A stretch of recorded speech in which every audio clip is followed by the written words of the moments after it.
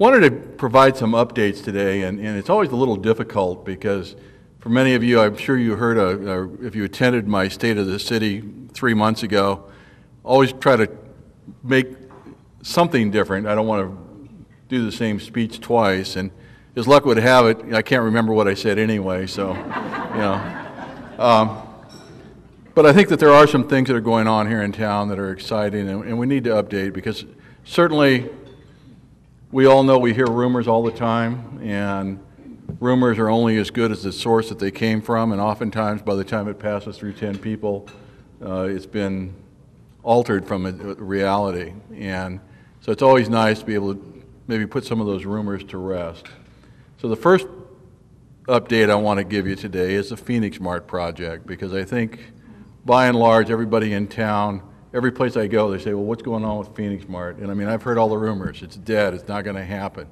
There's going to be 30,000 new people that will move in here that are from other countries that are going to take over our community and everything in between. And I want to dispel several of the rumors today. And first and foremost is Phoenix Mart is alive and well. As a matter of fact, we had a meeting this morning with some of the investors from China, which are visiting today to look at the project, talk about the progress. They're having a board meeting this afternoon to kind of further the project along.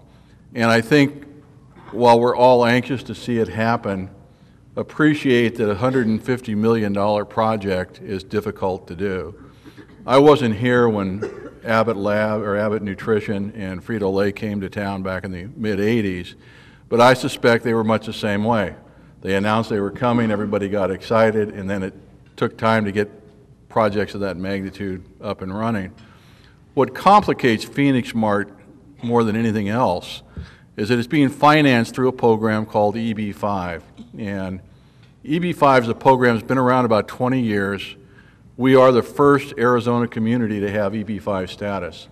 And essentially what it does is it offers foreign investors the opportunity to get a green card for them, their spouse, and their dependent children for an investment of $500,000. And if they can't create 10 jobs with that $500,000 investment within 2 years of the investment, they lose it. So they want to make sure that they've planned it as well as possible so that when they start building, they've got to build a facility and hire 3,000 people in 2 years. When they first started this project about a year ago, the processing time for EB-5 applications in Washington, is done through the U.S. Department of Commerce, was 2 months. Today that process takes 8 months. So if for no other reason than that processing time, you've now added 6 months to the schedule that they had hoped to be able to meet when we first started talking to them a year and a half ago. One of the other kind of interesting things is in the United States, if you want to invest in something, the first thing the bank asks for is your income tax return and your financial statement. In many countries around the world, they don't have income tax forms. So if you're asked to prove your income and your net worth, you can't go pull out a tax return and say, here it is.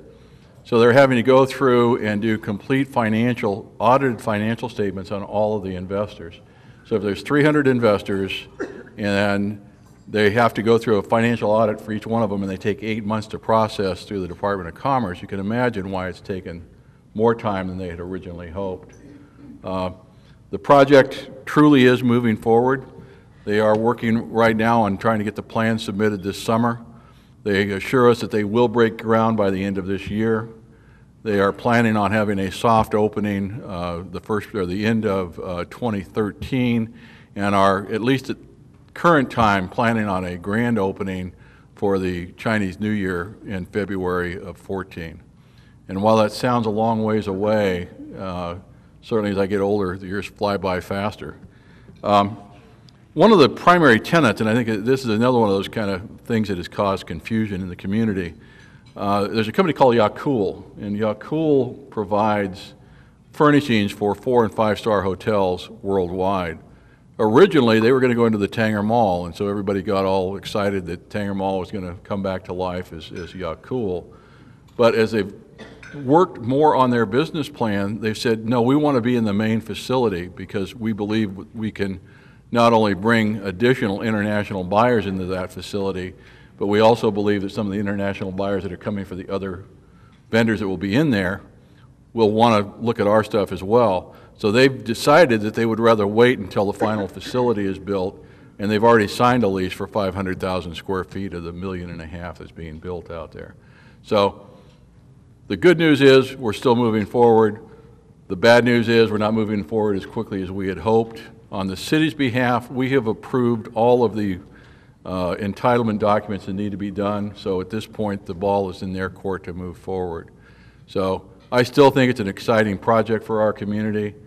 They are trying to fill up 2,000 vendor spaces in the Phoenix Mart, so you can imagine 300 foreign investors going through an 8-month-long vetting process and 2,000 separate vendors in a 1.5 million square foot, $150 million facility. Doesn't happen overnight. So if you hear the rumor, tell them it's not true. They're just delayed because of things beyond their control. Update number 1, and hopefully good news for everybody. Sam's Club. I get people all the time say, you know, if we had a Costco or a Sam's Club, I would have no reason to go to the Valley. Sam's Club has been approved. They are moving forward with their project. They hope to break ground late this year and will be open for business hopefully mid-14. And you say, well, how come so long? If you were here when Home Depot opened up, just stocking Home Depot probably took 6 months. Sam's Club is no different. You know, they can get the building up fairly quickly, but to coordinate all the vendors and products that go in there will probably take 5 or 6 months to do. So they are absolutely on board. We are at the top of their list in the state of Arizona for the next Sam's Club to be built, and hopefully we'll see ground broken before the end of the year. Ritchie Brothers, another big company. They're the company that is a international heavy equipment auction company. Their mailing list is 250,000 people worldwide, and I know I've said this many times before, but I keep saying it. Every time they send out an auction notice, Casa Grande's name will be on that auction notice. It goes to 250,000 people. One of the interesting facts about Ritchie Brothers, which kind of blew me away when we went up to one of the auctions they did in the Valley, their typical auction, they do 5 a year. They typically sell about $20 million worth of equipment in one day. So they have the buyers come in the first of the week, look at the product, bid on it in a day, and then they have a day to get it off site. Many of the buyers that come from third world countries, there's a problem in the banking industry. And I know we have some bankers here, they probably know this better than I do, but it's really hard sometimes to wire money between banks. So many of the buyers actually pay cash for this stuff. And we're up in Phoenix. I mean, you imagine buying a $60,000 piece of equipment with $5 bills, you know? And guys are carrying, oh, that's an exaggeration. There were hundreds, but still. It was kind of fun to watch them in the cashier's area because they're peeling off $100 bills out of stacks of $100 bills to pay for heavy equipment. So their schedule right now is just like Walmart, Sam's Club. Hope to break ground this summer or late this year. We'll be open in early 14. So we probably will have our first auction, if I had to guess, the first quarter of 14. And while they're not a huge employer, they do have 1,500 buyers typically that come in for that week-long auction event. And there's lots of secondary businesses that are created from that. If you have 1,500 visitors sitting all day long out at an auction company, what do they need? They need food, they need beverages, so you'll end up with caterers, both food and beverage. They need to get the equipment off site the next day, so you've got trucking companies, you've got mechanics. So even though Ritchie Brothers itself only is projected to provide about 20 to 25 full-time jobs, there's a tremendous opportunity for some of the small local businesses, like I said, trucking companies, caterers, things like that to come in. They also, the day of the auction, they hire a lot of temporary help to help transport 1,500 people from parking lots to the actual auction. Banking needs, if I'm carrying around a suitcase with $250,000 in it, I probably don't want to keep it in my hotel room. So I'm sure we're going to see the banks be busy as well. So kind of an interesting prospect. We do have a development agreement with them that requires them to start working this year. That's why we're pretty confident they're going to start. They are a little bit of a casualty for the economy because they sell heavy equipment, and as everybody in this room I know is aware, the construction industry hasn't fared well the last few years, and so they've been able to maintain their operation at their site in Phoenix, which they will close when they move down here. On the local front, we are still working on some of our projects as well. We just, Monday night as a matter of fact, we're going to approve a contract with Oakland Construction Company to renovate the downtown library and our dispatch center. When we moved our police station out to the north end of town, we left dispatch in the old police station, and it is 30 years old and has 20-year-old technology in it, and we need to update that. So it's a combined project. The two buildings are right next to each other. We hope to have that project done yet this year. And like I said, Monday night at our council meeting, we'll approve we will consider approval of the first of 2 or 3 contracts with Oakland to move that project forward. We also, as part of that project, we have a criteria that these guys will look for as many local subcontractors and suppliers as possible. So if you're a small construction company, a small supplier, get on the city's website, and the name of the company is Oakland Construction. They're out of the valley, and we will be doing some outreach to all of the local construction community. And I believe the plan too is we'll coordinate some of that through the chamber. So certainly get Helen to put something on the chamber website about it as well. So if you're a chamber member, it's a great opportunity to leverage your membership. One of the other projects that we've been working on for several years, and I think we're finally ready to move forward with, is the Community Recreation Center. And that was part of a bond issue that was approved by the voters about 6 or 7 years ago. And it was always intended that that recreation center would be the last public facility that we built with that bond issue. We've done the public safety building, we've done Len Cola Center, we've done Fire Station 504, and we're now ready to start the community center. One of the challenges with community centers is if you put a swimming pool in it, it costs way more money to build and a lot more money to operate, but it also attracts more people. If you don't have a pool, it is cheaper to build, it's cheaper to operate, but it also doesn't attract as many people. So you have to somehow balance that pool with the crowd that you're expecting to come in. We recognize we have facilities here in town now that were not here when we started the bond issue that offer similar amenities. So we need to make sure that we do it in such a way that we're not in direct competition with them, because it's not fair for them to have to run their business in competition with a city facility. We did have an economic study done about 2 years ago. Showed us that the deficit to operate the facility for the city was about $500,000. And frankly, we don't want to spend the $500,000 every year to keep it in operation. And our biggest nightmare would be to build it and not be able to operate it. So part of the challenge over the next 6 months is to come up with some plans to close that gap a little bit. And as an example, whether you're a golfer or not, we subsidize our golf course today about $125,000 a year. 5 years ago, we were subsidizing the golf course $450,000 a year.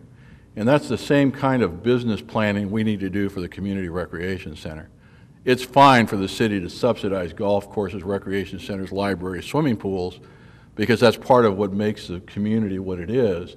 But let's not be silly about it and look at a $500,000 deficit that we aren't sure how we're going to close. So over the next 6 months, we will be working diligently on figuring out a business plan that it will allow us to move forward with the facility, put in the amenities that are appropriate for the community, and be able to afford the operating cost once we get it open. The Gilbert family here in town graciously donated 10 acres. So the facility will be located just south of Courtson Road on the west side of Peart. So site's there. Family is anxious to get us moving on it, and I think we're anxious to get there as well. So we'll probably start doing design late this year, hopefully start construction mid next year sometime. Be a nice additional facility in the community. I know if you've been to the Len Cola facility, we added a gym over there a year or so ago, and the gym now is busy from about 6 in the morning till 9 at night, 7 days a week. And we were laughing, we've got to be careful that we don't wear the floor out, and it tells us that we have a need for additional gym space here in town. So we're anxious to get moving on it, but we, again, need to be careful as we move forward with it. One of my favorite projects, and I harp on this all the time, but I'm very, very proud of this project, is our Trails project. We just had our last AmeriCorps group leave about a month ago. They built over 2 miles of trails for us. If you go up there today, we have built 90% of the trail system on the land that we have access to. And it's been free of charge to the taxpayer, which I think is phenomenal. We are negotiating. Our big problem right now is that a chunk of the west side of the mountain belongs to the National Guard. We're negotiating with them to give us access rights to get in there and finish off some trail loops that we can't do without that property. But certainly in the heightened world of national security, they are not anxious to let us move forward with some kind of an agreement to access that. It's compounded a little bit that there's a gun range on the west side of the mountain. There's one that the police department operates. There's one that the city operates for general rifle and pistol shooting. But if you ever hike that side of the mountain, it's a little bit disconcerting to hear these gunshots off in the distance and wondering whether they're shooting at you or they're responsible shooters and they're actually shooting in the range. So we have some challenges, but we absolutely are committed to try to work through that with the National Guard. 2 years ago, our then Community Services Director, Mary Johnson, was successful in negotiating 80 acres on the south end of the mountain with the Bureau of Land Management. That process took 7 years. I mean, Mary probably worked on it off and on for 20, but when she got serious about it and really pushed, it took about 7 years. So we're still working on that. If any of you have pull with the National Guard up in Phoenix, we would love to have you in our court and help push the battle, because right now, you know, we think we're getting there, but we're not sure.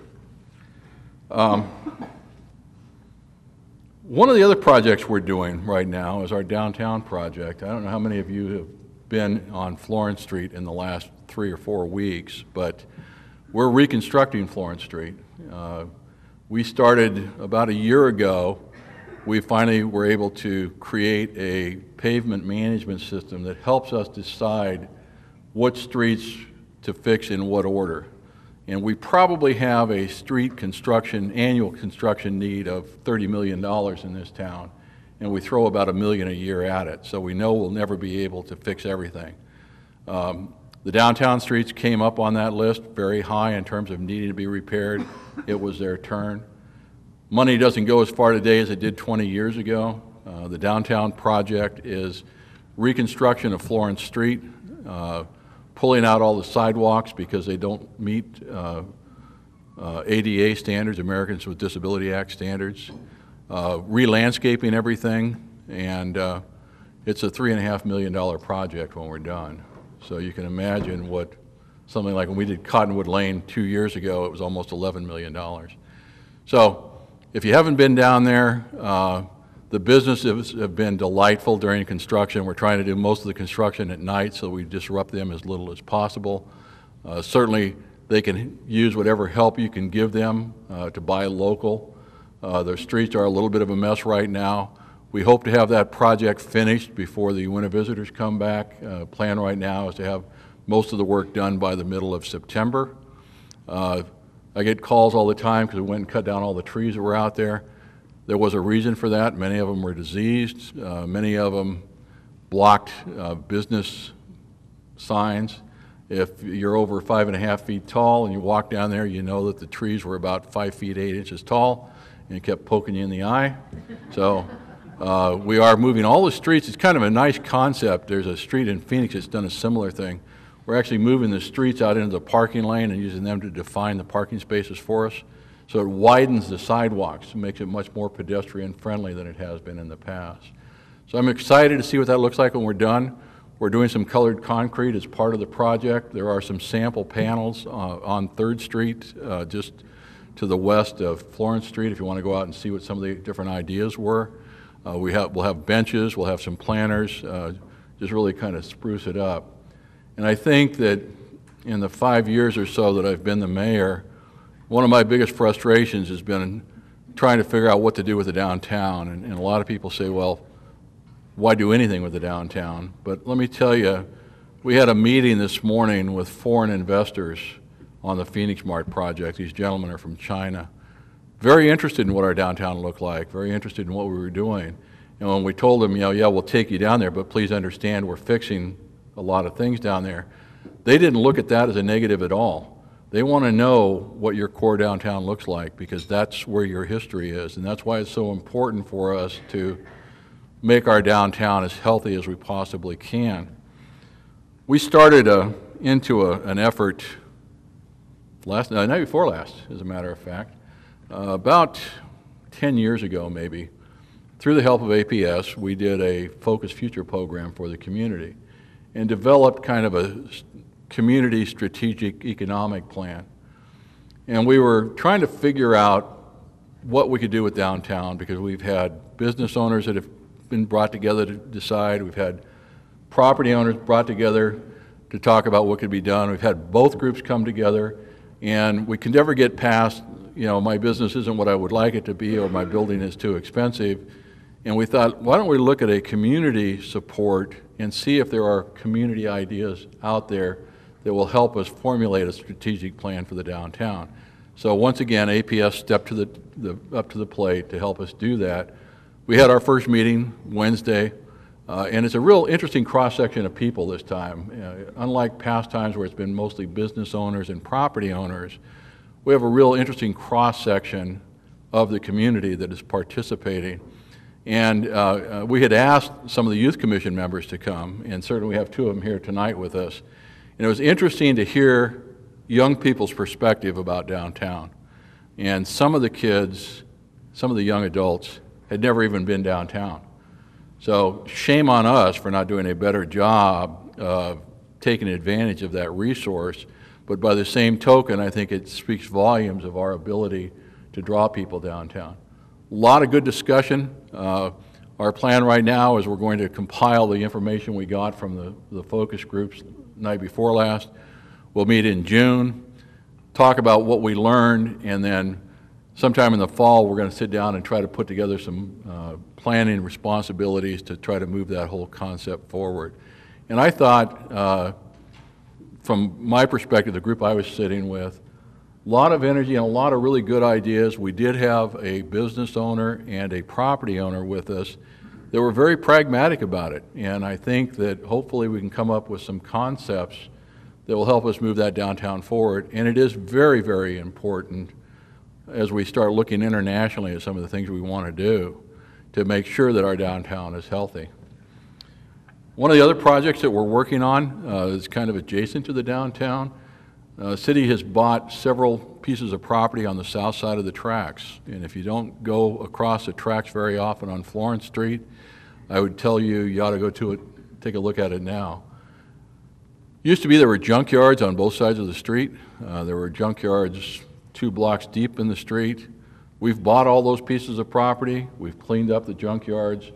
We've recently hired a group out of Phoenix called the Matrix Group. They're planners, economists, engineers, and they are helping us put together a plan of how to best assemble the property to turn around and resell it and get it developed. And one of the concepts, haven't really started the public participation process yet, but I'm sure we will be advertising in the paper. We really want to encourage everybody to come down. But one of the concepts we've talked about is some sort of a small business incubator system over there. We did buy the old hotel, which is the oldest structure in Casa Grande. Like I said, we own all the junkyards. We own pretty much everything from the railroad tracks to 2nd Avenue, and from Hermosillo to about Sackatone. So it's a huge chunk of property. Most of it is got nothing on it right now. We will make sure that we keep the old hotel, and there's a nationally registered house that sits next door to the hotel. We'll make sure that we keep both of those, and we are in fact looking at ways of refurbishing them to help recognize our historic history in Casa Grande. So I think it's an exciting opportunity for us. About 3 years ago, we went through a process called the Buxton Group. They're a consultant. This group, I think, is out of Dallas. And in a way, they're kind of scary because they can look at Jim Rhodes from SBDC and find out what his MasterCharge card number is and tell you every penny he spent in the last 2 years, where he spent it and what he bought. And so we use, if you aggregate that information together, it allows you to see what products are people not buying locally. So we've shared that information with the downtown merchants and said, hey, here's an opportunity. If you market it correctly, we know that there is this market niche that is unserved in Casa Grande. We're going to use that report as we work forward with both the Focus Future Group on the downtown as well as on the south side. Because at the end of the day, what we're after, we want people to stay local and spend their dollars local because it supports local businesses.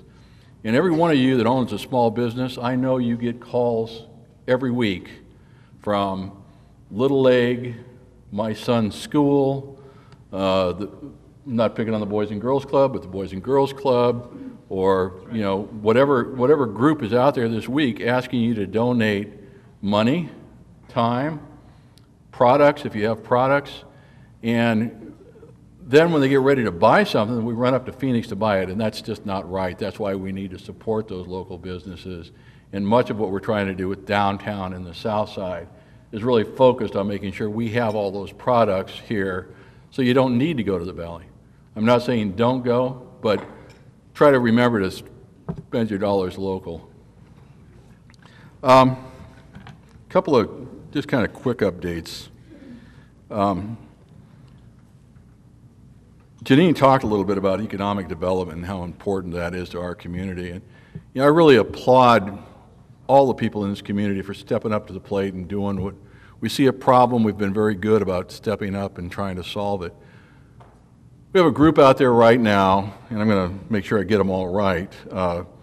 The Central Arizona Regional Economic Development Foundation, the Chamber, Central Arizona College, Casa Grande High School District, Casa Grande Elementary School District, the Arizona Workforce Connection, and the City of Casa Grande are working together to try to help improve how we train our young people.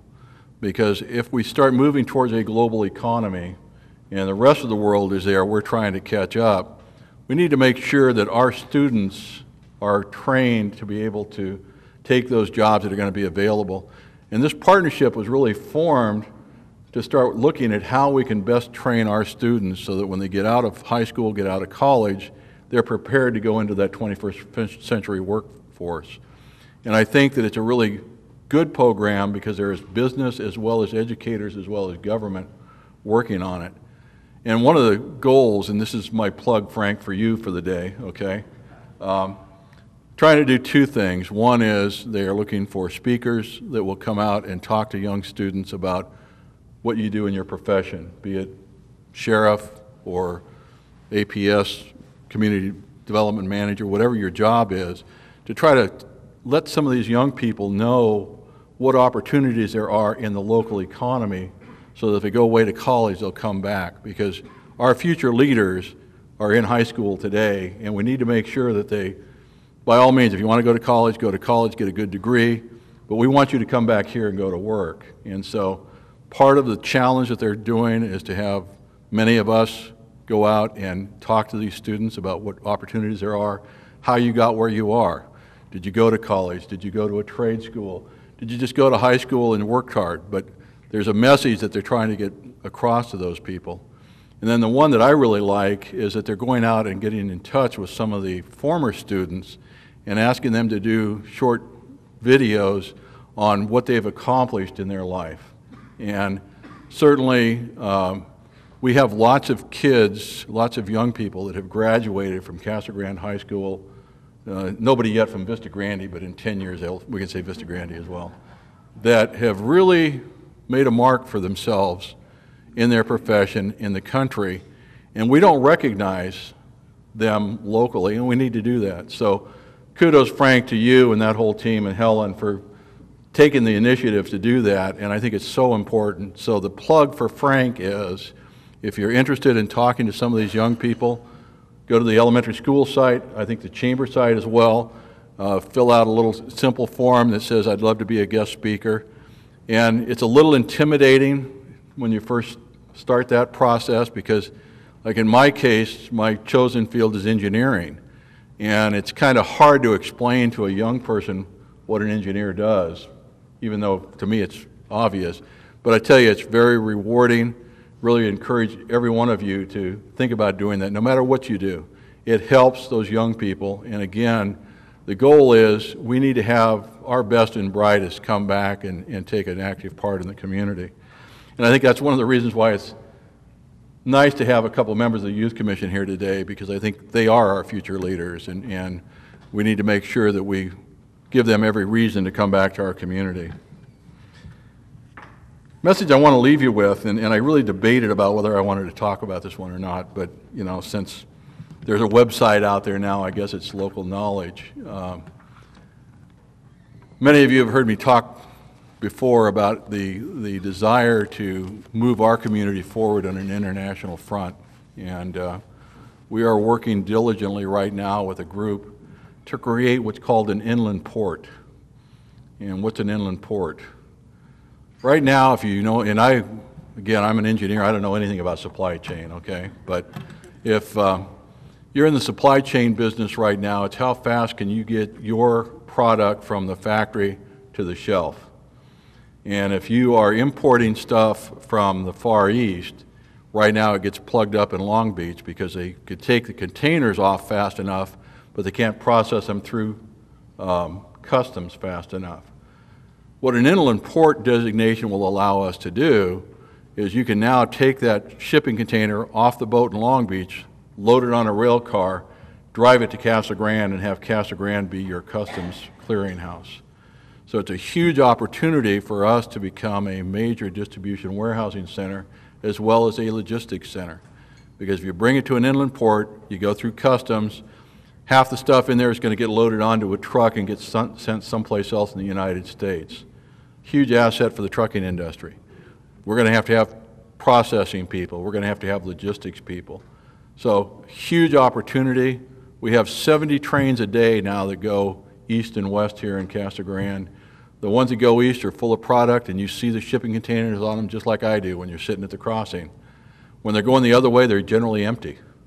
So part of what they're trying to do, the same group that's doing the inland port, they're trying to create a grain product here in the United States that they will put back on those shipping containers in Casa Grande, Arizona, and ship them to Long Beach through our inland port, so once they get sealed, they don't have to be unsealed again, load them on a ship in Long Beach and send them to the Far East. So it's a great opportunity in the ag industry to have a steady flow of end user for a product that we actually are the world's largest producer of grains. So interesting opportunity. We're hoping that, and we debated this morning whether I'd even talk about this, but I think because they do have a website, they're advertising inland port potential in Casa Grande, we felt like we could probably at least talk a little bit about it. And what that really does puts us in a tremendously good position to be able to move forward in an international marketplace. And I've said this over and over again. You know, we have 300 million people in the United States. There's approximately 6 billion in the rest of the world. Why don't we sell our products to them? And kind of on a final note with the Phoenix project, they are looking at 1/3 U.S. products in their sourcing center. They're looking at 1/3 Chinese products in their sourcing center, and they're looking at 1/3 from the rest of the world. So you combine that with inland port, with some of the things we're trying to do on an international scale, and I think the future of Casa Grande looks very, very good. So thank you all for being an attentive audience today.